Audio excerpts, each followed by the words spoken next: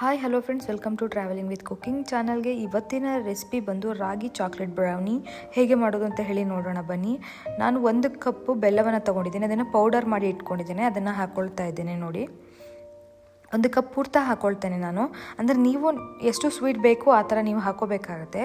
ನಾನು 1 ಕಪ್ ಪೂರ ಹಾಕ್ಕೊಂಡಿದ್ದೇನೆ. ಈಗ ಅದನ್ನು ನೀಟಾಗಿ ಸ್ಪೂನಲ್ಲಿ ಮಿಕ್ಸ್ ಮಾಡ್ಕೊಳ್ತಾ ಇದ್ದೀನಿ. ಹಾಗೆಯೇ ಅದಕ್ಕೆ 1/2 ಕಪ್ ಆಗೋಷ್ಟು ಆಯಿಲ್ನ ತಗೊಂಡಿದ್ದೆ, ಅದನ್ನು ಇವಾಗ ಅದಕ್ಕೆ ಹಾಕ್ಕೊಳ್ತೀನಿ. ನೋಡ್ತಾ ಇದ್ದೀರಲ್ಲ, ಇವಾಗ ಅದನ್ನು ಅದರೊಳಗೆ ಹಾಕ್ಕೊಂಡಿದ್ದೀನಿ. ಇದನ್ನು ಹಾಕ್ಕೊಂಡ ನಂತರ ಇದಕ್ಕೆ 1/4 ಕಪ್ ಆಗೋಷ್ಟು ಮೊಸರು ತೊಗೊಂಡಿದ್ದೀನಿ, ಅದನ್ನು ಕೂಡ ಹಾಕ್ಕೊಳ್ತಾ ಇದ್ದೀನಿ. ಇದು ಮನೆಯಲ್ಲೇ ಮಾಡಿರೋ ಮೊಸರು, ಅದರಿಂದ ಅದನ್ನು ಸ್ವಲ್ಪ ನೀಟಾಗಿ ನೋಡಿ, ಈಗ ನೀಟಾಗಿ ಮಿಕ್ಸ್ ಮಾಡ್ಕೊಳ್ತಾ ಇದ್ದೀನಿ. ಇದನ್ನ ಅದು ತುಂಬ ಸಾಫ್ಟ್ನೆಸ್ ಬರೋವರೆಗೂ ಅದನ್ನು ನೀಟಾಗಿ ಮಿಕ್ಸ್ ಮಾಡ್ಕೋಬೇಕಾಗತ್ತೆ.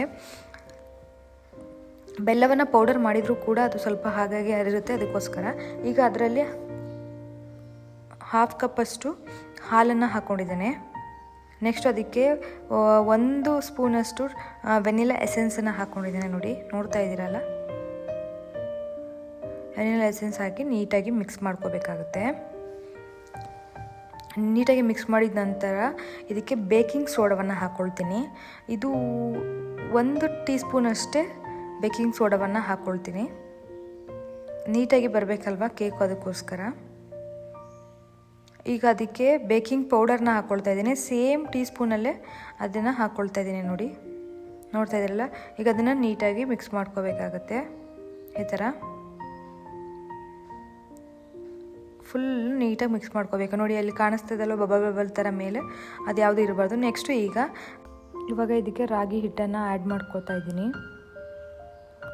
ನೋಡಿ, ರಾಗಿ ಹಿಟ್ಟನ್ನು ಆ್ಯಡ್ ಮಾಡಿಕೊಂಡು ನೀಟಾಗಿ ಅದನ್ನು ಮಿಕ್ಸ್ ಮಾಡ್ಕೋಬೇಕು. ಅದು ತುಂಬ ನೀಟಾಗಿ ಕನ್ಸಿಸ್ಟೆನ್ಸಿ ಬರಬೇಕು, ಆ ರೀತಿ ನೀವು ನೀಟಾಗಿ ಮಿಕ್ಸ್ ಮಾಡ್ಕೋಬೇಕಾಗತ್ತೆ. ಅದು ತುಂಬ ಸಾಫ್ಟಾಗಿ ಇರಬೇಕು. ಅದಕ್ಕೆ 1 ಟೇಬಲ್ ಸ್ಪೂನ್ ಆಗೋಷ್ಟು ಕೋಕೋ ಪೌಡರನ್ನು ಹಾಕ್ಕೊಳ್ತಾ ಇದ್ದೀನಿ.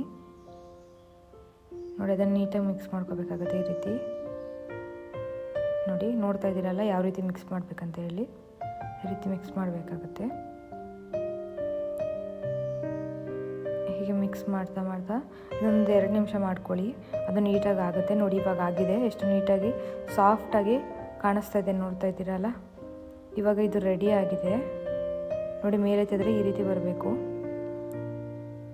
ಸೊ ಇವಾಗ ಇದು ರೆಡಿ ಆಗಿದೆ. ಇದನ್ನು ನಾವು ಓವನ್ ಒಳಗಿಡೋಣ.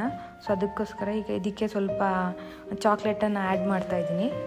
ಸಿಲ್ಕ್ ಚಾಕ್ಲೇಟನ್ನು, ಡೈರಿ ಮಿಲ್ಕ್ ಸಿಲ್ಕ್ ಚಾಕ್ಲೇಟನ್ನು ಆ್ಯಡ್ ಮಾಡಿದ್ದೀನಿ. ಈಗ ಅದನ್ನು ನೀಟಾಗಿ ಮಿಕ್ಸ್ ಮಾಡಿಕೊಂಡು